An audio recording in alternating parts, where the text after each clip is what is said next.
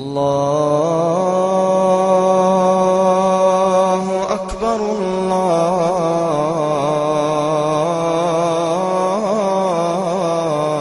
الله أكبر والصلاة والسلام على رسول الله وعلى آله وصحبه أجمعين.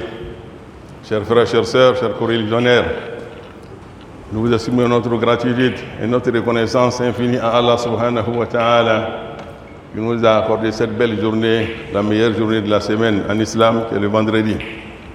Chers frères, chères sœurs, nous devons savoir en tant que musulmans qu'Allah subhanahu wa ta'ala a prescrit pour nous des actes d'adoration très très importants, parmi lesquels il y a le troisième pilier de l'islam qui est la zakat, le monde légal. Et dans notre précédent sermon sur la zakat, nous sommes intervenus sur deux points majeurs. Premièrement, qu'est-ce que c'est que la zakat? Et deuxièmement, quelles sont les conditionnalités à remplir pour être donateur de la zakat? Et aujourd'hui, nous venons pour développer un autre sujet relatif à la zakat qui est les ayants droit. Qui sont ceux qui peuvent bénéficier de la zakat, les destinataires, voilà. Comme nous l'avons dit l'autre jour, si tu n'es pas parmi les donateurs, c'est que tu es parmi les bénéficiaires. Donc c'est de cela que nous allons parler aujourd'hui. Quelles sont les conditionnalités à remplir également pour être bénéficiaire?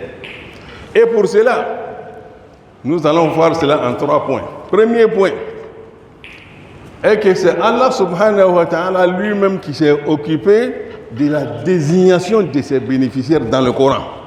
Dans un verset, chers frères noble dans la sourate Les Repentis, sourate 9, verset 60, sourate Tawbah. C'est Allah lui-même qui s'est chargé de désigner les destinataires de la zakat, chers frères et sœurs. Et deuxième point est que la zakat, là, les destinataires, là, il y a des gens qui sont exclus d'office, chers frères et sœurs, les destinataires, les bénéficiaires, qui sont les géniteurs, ne sont pas concernés par la zakat.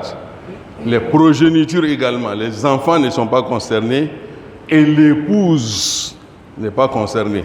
Donc tes parents, ton papa et ta maman, tes enfants, ton épouse, ta femme là, et ils ne sont pas bénéficiaires de la zakat. Parce que quels que soient tes moyens, tu dois faire face à leurs charges, quels que soient tes moyens. Donc ils ne sont pas bénéficiaires. Mais contrairement à cela, la femme riche, aisée, peut donner sa zakat à son mari nécessiteux. Voilà, pour l'aider à subvenir aux besoins de la famille. Mais généralement, les femmes refusent de faire cela parce que pour elles, quand ils nous donnent cela, non, on passe au mariage, on va prendre une deuxième femme. Hein? Non, tout le monde n'est pas comme ça. Voilà, tout le monde n'est pas comme ça. Donc soutenez vos maris qui sont dans les besoins, qui sont dans la nécessité. Qu'Allah nous aide, Inch'Allah. Et troisièmement, nous allons donner des détails maintenant sur les bénéficiaires. Qu'Allah nous aide, Inch'Allah.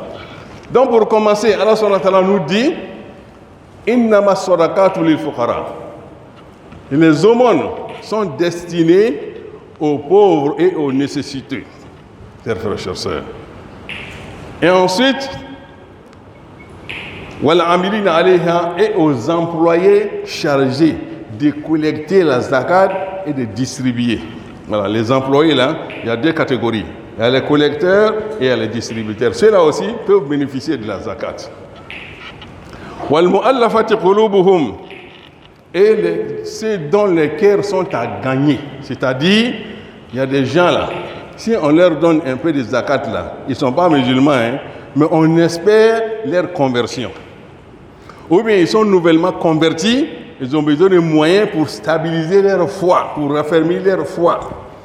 Ou bien c'est des gens même qu'on redoute leur agression.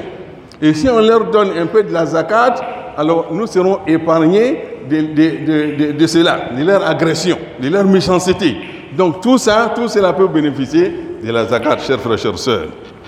Et la zakat est destinée également à délier les joutes, c'est-à-dire à affranchir les esclaves.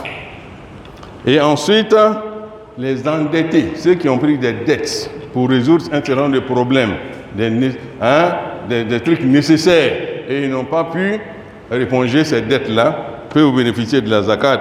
Et wa fi sabilillah, et dans les sentiers d'Allah subhanahu wa ta'ala, les combattants dans les sentiers d'Allah subhanahu wa ta'ala, ceux qui se battent pour défendre l'islam, chers frères et sœurs, ceux-là également peuvent bénéficier. Wa bin sabil, et l'indigent, le voyageur indigent. Il est en voyage, il n'a plus de transport, son argent est fini, sa provision est finie, il a besoin d'aide pour arriver à destination. Donc voilà, et Dieu nous dit faridatan min Allah. Et donc c'est une forte recommandation de la part d'Allah subhanahu wa ta'ala, avec lesquelles il ne faut pas jouer, chers frères et sœurs. Wallahu alimun hakim. Et Dieu qui a prescrit cela est omniscient et il est sage, chers frères et sœurs. Donc il faut respecter les prescriptions d'Allah subhanahu wa ta'ala. Maintenant on vient au détail. Al-Fakir, le pauvre. Le pauvre est celui-là qui n'a pas la quotité soumise à la zakat dont on a dit tout à l'heure, 1 million, combien là? Lui, il n'a pas ça. Il se bat quotidiennement et les nécessités également. Donc c'est ceux-là qui peuvent bénéficier de la zakat, chers frères et sœurs. Et ensuite, dans ce cadre-là, il y a l'étudiant, l'élève et l'étudiant, surtout quand il est brillant, il a besoin de soutien, chers frères et sœurs, pour évoluer dans ses études. Parce que quand il va finir, les résultats, c'est quoi? C'est pour servir la nation. Donc lui, il mérite une part de la zakat. Mais par contre, celui qui se consacre à l'adoration d'Allah, tout le temps quand tu le vois, il est en train de prier, il est en train de zikrer, il lit le Coran, lui il ne fait rien alors qu'il est valide. Lui, il ne mérite pas la zakat parce qu'il c'est un fainéant. On appelle ça, c'est un fainéant. Donc c'est pour ça Omar souvent venait avec le fouet dans la mosquée chaque matin. Vers 7h, 8h là, quand il voit des jeunes gens couchés à la mosquée, il te réveille avec le fouet. Toi, tu fais quoi ici? Sortez! Dieu ne va pas faire descendre de l'ordre du ciel. Va chercher, va te battre. Donc, pour dire que l'islam, c'est une religion de combat, chers frères et sœurs. Donc, il faut se battre. Quand on nous dit, Inch'Allah. Donc, voilà, c'est là qui peut bénéficier, qu'on peut mettre dans le lot des nécessités. Et les employés à la zakat, comme je l'ai dit tout à l'heure, c'est ceux-là qui sont chargés de collecter et de distribuer. Ceux-là aussi peuvent bénéficier de la zakat. Et lesquels a gagné, comme je l'ai dit tout à l'heure, des personnes vraiment avec lesquelles, quand on leur donne la zakat, ils peuvent se convertir ou bien ils sont nouvellement convertis, on peut stabiliser leur foi. Donc tout cela peut être bénéficiaire. Et ensuite, nous avons dit que pour délier les joutes, pour libérer les esclaves. Donc on aide. Quand le maître de l'esclave lui dit que voilà ton prix, et il vient voir les généreux, donc on lui donne la zakat pour aller se libérer, s'affranchir. Ou bien on peut acheter même des esclaves avec l'argent de la zakat pour leur donner la libération, la liberté. Voilà. Donc l'islam est venu combattre l'esclavage avec beaucoup de moyens.